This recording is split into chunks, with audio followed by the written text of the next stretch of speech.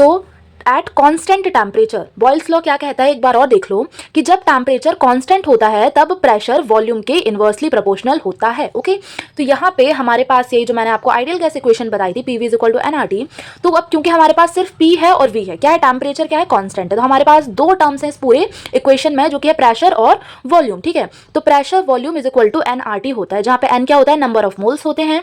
ठीक है, R होता है गैस कांस्टेंट, T होता है टेम्परेचर, क्योंकि टेम्परेचर हमारा कांस्टेंट है तो PV इज इक्वल टू क्या हो जाता है, कांस्टेंट। अगर हम देखो N और R को, R तो वैसे भी कांस्टेंट है और N को भी अगर हम 1 अज्यूम कर लेते हैं तो यहाँ पे क्या हो जाएगा, T और R हमारे पास दोनों क्या है, कांस्टेंट हैं, तो PV is equal to constant हो जाता है। ठीक है, अब P1V1 is equal to P2V2 होगा और P1V1 is equal to P2V2 और NRT भी हम लिख सकते हैं। ठीक है, अभी मैं बता रही हूँ, जहां पे हम देख रहे हैं जो N है ये क्या है, नंबर ऑफ मोल्स हैं, R क्या है, यूनिवर्सल गैस कांस्टेंट, इसकी वैल्यू क्या है, 8.314 जूल किलो पर मोल। ठीक है, अब आपका होमवर्क ये है कि आपको कमेंट सेक्शन में R की, ठीक है, गैस कांस्टेंट की वैल्यू वैल्यू बतानी है ATM में और बार में। ठीक है, बार में और ATM में आपको गैस कांस्टेंट की वैल्यू बतानी है।